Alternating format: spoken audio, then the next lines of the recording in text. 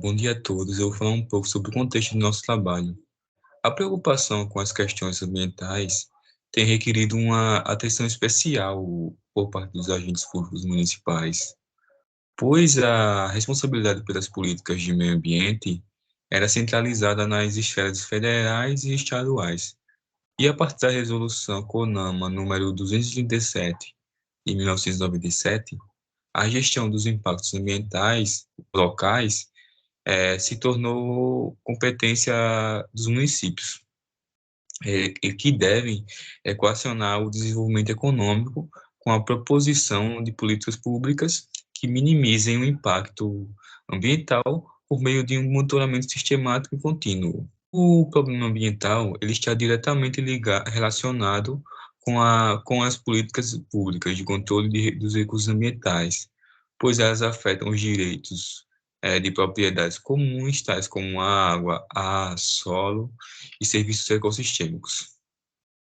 Os gestores públicos eles têm como missão equacionar os interesses privados no uso dos recursos naturais, garantir a preservação de estoque de recursos às gerações futuras, produzir um desenvolvimento econômico que atenda às demandas sociais dos seus municípios, ao mesmo tempo que se deparam com um poder público ineficiente, com pouca agilidade para acompanhar as novas tecnologias, um modelo de gestão burocrático totalmente institucionalizado e, por fim, uma crescente demanda por serviços públicos de qualidade.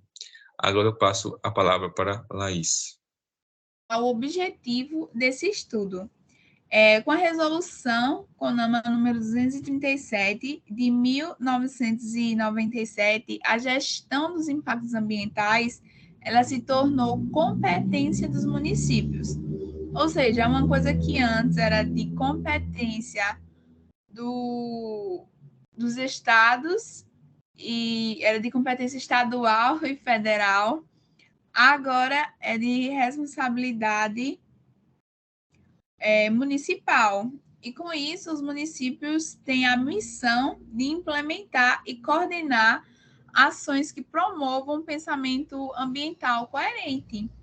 E o objetivo desse estudo é analisar a correlação entre essas variáveis que são necessárias para a implementação dessas ações, e aí identificar se elas são relevantes para explicar os melhores e os piores desempenhos ambientais obtidos pelos municípios do estado de São Paulo no período entre 2008 e 2017.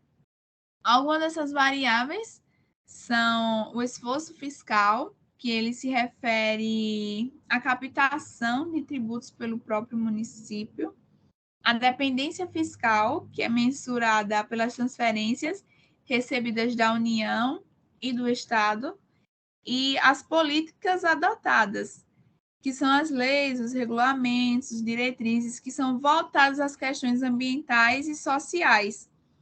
E no município de São Paulo, o que se destaca é o programa Município Verde Azul. Ele foi um lançamento do governo, do próprio estado, em 2007, e o principal objetivo é estimular e auxiliar as prefeituras paulistas na elaboração e na execução de suas políticas públicas para o desenvolvimento sustentável do estado de São Paulo. E com isso, eu passo a palavra para o meu colega Vinícius, que vai explicar a metodologia utilizada nesse trabalho. Boa noite, meu nome é Vinícius. Eu vou falar aqui um pouco sobre a metodologia utilizada para o método de estudo dessa pesquisa, né?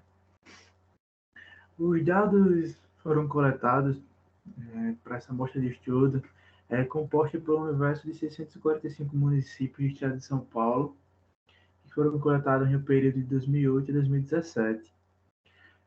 Foram utilizados os dados de todos os municípios que disponibilizaram no FINBRA, né, que é o Sistema de Informações Contábeis e Fiscais do Setor Público Brasileiro, e no Programa Município Verde Azul. Nessa coleta foram coletados os dados de receitas tributárias, transferências governamentais e despesas por funções. Para que fossem analisadas as correlações, foram selecionadas variáveis independentes que têm relação conceitual com as 10 diretrizes do programa, mas para esse estudo foram consideradas apenas 6 variáveis de receita, porque partiu-se da hipótese central de que a maior disponibilidade de recursos tem correlação negativa ou positiva com esse desempenho ambiental do município, dependendo da natureza e origem desses recursos. As variáveis utilizadas neste modelo foram as variáveis de receita de municípios, né, que mostram a dependência fiscal, do recolhimento de tributos, e as variáveis de despesas por função, né, que é o custeio de serviços públicos e dos investimentos para que os mesmos funcionem. Os métodos utilizados para esse estudo foi a regressão quantílica. Para tanto, recorreu-se ao software, né, estatístico do Stata.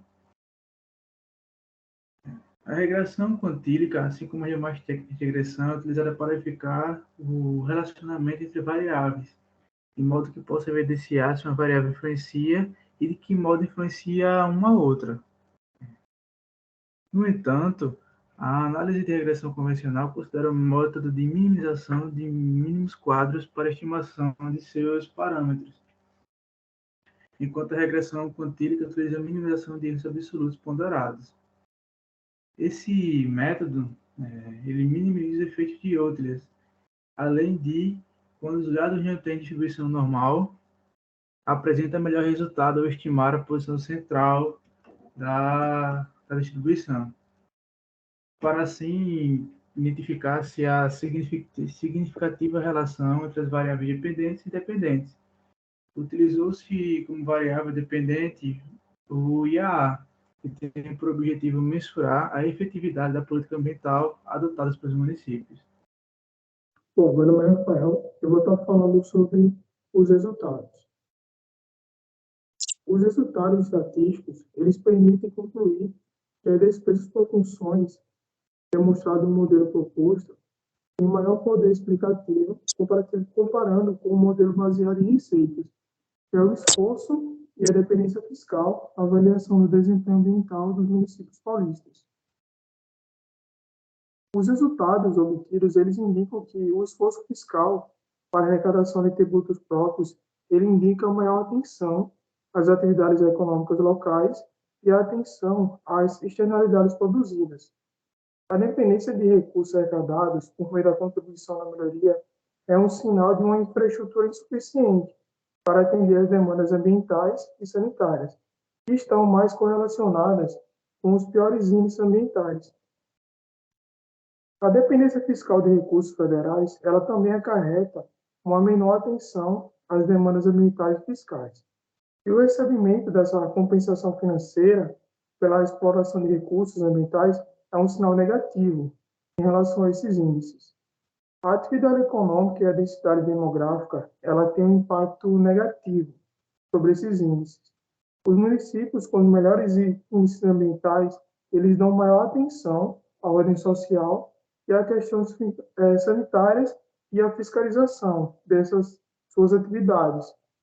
Os gastos com assistência social, ela tem uma correlação apenas com o grupo de municípios com os piores índices ambientais. E os municípios que são governados pelos partidos de centro e direita, ele tem obtido o melhor índice ambiental, comparado com os governos que adotam estratégias mais progressistas.